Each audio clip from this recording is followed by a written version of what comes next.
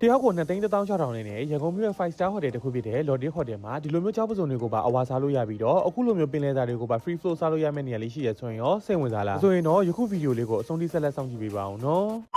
်ကျွန်တော်ဒီ buffet ကိုအဓိကတော့ကျွမ်းပြီးခဲ့ရတော့သူကကြောက်ပစုံကိုစားကျင်လို့သွားတာပေါ့နော်ပုံမှန်ဆိုရင်လေ seafood buffet တွေမှာကကြောက်ပစုံပါတယ်ဆိုပေမဲ့ तू က limit နဲ့ပေါ့နော်ဒီမှာကလေကြောက်ပစုံမှာ buffet စားလို့ရတာဆိုတော့ကျွန်တော်လည်းစိတ်ဝင်စားပြီးတော့သွားဆက်ပြီးခဲ့ပါတယ် buffet ကိုရောက်ချင်းကတော့ကျွန်တော်ပင်လယ်စာကောင်တာကိုအရင်ဆုံးသွားပြီးခဲ့တယ်ပေါ့နော်သူထဲမှာဆိုရင်တော့အခုလိုမျိုးကြောက်ပစုံတွေ king ပစုံတွေနဲ့ king crab တွေအပြင် wine star တွေနဲ့ပစုံတွေဆိုပြီးတော့လည်းတော်တော်စုံရှိရတွေ့ရပါတယ်အခင်းပေးထားတယ်ပင်လယ်စာ item တွေဆိုရင်လည်းအမျိုးအစားတော်တော်စုံရှိရဆိုတော့ကျွန်တော်ကတော့စားကျင်တာလေးတွေကိုအခုလိုမျိုးလေးနည်းနည်းစီထည့်ပေးခဲ့ပါတယ်အဲ့ဒါသဘောကျတာတခုကတော့သူ့ရဲ့ grey ကောင်တာကိုလည်းသဘောကျတယ်ပေါ့နော်အနက်မွေးမွေးလေးနဲ့กินပေးထားတဲ့အသားတွေရယ်ပြီးရင်တော့သူထဲမှာပါတယ်အခုလိုမျိုး cheese နဲ့กินပေးထားတဲ့ကြောက်ပစုံကိုတော့တော်တော်လေးအကြိုက်တွေ့ခဲ့ပါတယ်ဒါလေးတွေကတော့ side dish လေးပေါ့နော် side dish လေးရဲ့မှာဆိုရင်လည်းရွှဲစရာလေးရှိရဆိုပေမဲ့ကျွန်တော်က chicken wing လေးကိုတော့တော်တော်လေးအကြိုက်တွေ့ခဲ့ပါတယ် dish လေးကိုတော့ဘိုက်ပြူဝါမှာဆိုရတဲ့အတွက်စားချင်တာလောက်ပဲနည်းနည်းစီရွေးခဲ့တယ်ပေါ့နော်လေးကတော့ skewer ကောင်တာလေးပေါ့နော်ကျွန်တော်ကတော့သူထဲမှာဆိုရင်တော့ပေါ့ပဲလေးကိုတော့တော်တော်လေးအကြိုက်တွေ့ခဲ့ပါတယ်နောက်ထပ်အနေနဲ့ကတော့ကျွန်တော်တငယ်ချင်းကသူစားချင်တာလေးတွေကိုအခုလိုမျိုးလေးနည်းနည်းစီထည့်ပေးခဲ့တယ်ပေါ့နော်သူဘေးမှာဆိုရင်လည်းတခါတည်းအချင်းဆက်တဲ့ကောင်တာလေးပါရှိပါတယ်ချင်းလေးဆိုရင်လည်းတော်တော်စုံထားပေးထားတာဆိုတော့ပင်လယ်စာနဲ့တွဲစားဖို့အတွက် seafood sauce လေးအပြင်အခုလိုမျိုး chili sauce လေးပါရှိတာတွေ့ရပါတယ် buffet ထဲမှာလေပင်လယ်စာတွေမဟုတ်ဘဲနဲ့အခုလိုမျိုး sushi တွေအပြင် salmon တွေပါ buffet ထဲမှာပါတယ်ပေါ့နော်ဒါလေးကတော့ကျွန်တော်စားချင်တာလေးတွေကိုနည်းနည်းစီထည့်ပေးထားတာလေးပေါ့နော်အဲ့ဒါလေးလည်းရွေးပြီးသွားပြီဆိုတော့ကျွန်တော်စပြီးတော့စားရမယ်ပေါ့နော်သူထဲမှာကတော့အခုလိုမျိုး cheese နဲ့กินပေးထားတဲ့ကြောက်ပစုံကတော့လုံးဝမစားမဖြစ်ပဲအနက်လေးကလည်းလုံးဝမှုန်းနေပြီးတော့တော်တော်လေးလည်းစားလို့ကောင်းခဲ့ပါတယ